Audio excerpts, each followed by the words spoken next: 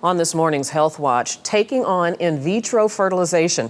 In his new book, Making Babies, a proven 3-month program for maximum fertility, Dr. Sami David takes on the billion-dollar business, takes him to task, and he's here to tell us about it this morning. Dr. David, good morning to you. Good morning. Thank you for having me. It's good to have you. We appreciate you taking a little time. Let's get straight to it.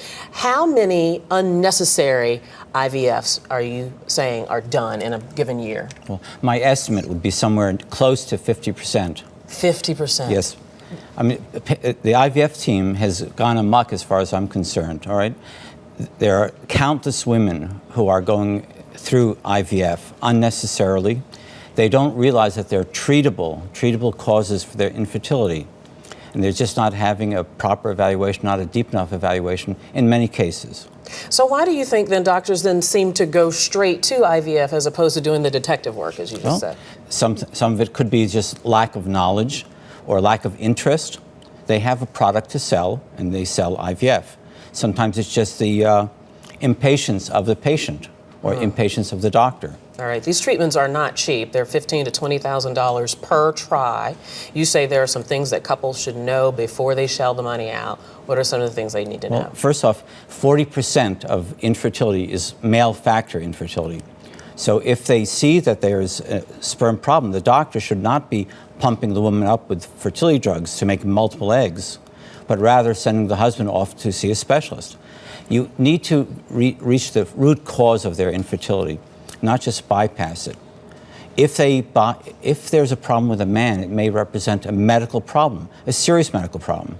So the doctors are really missing an opportunity to actually help the man with his medical problem. And therefore, you call some of this a little bit of sexism as well as ageism. Explain that. Okay. Well, once again, 40% of infertility is male factor.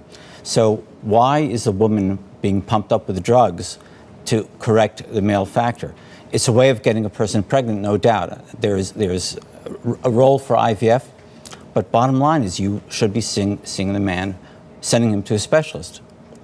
And frankly, that's the sexism. The age discrimination, women are being turned away if they're in their 40s or if their FSH hormone is elevated because they would not be good on the statistics that the IVF teams publish to the CDC.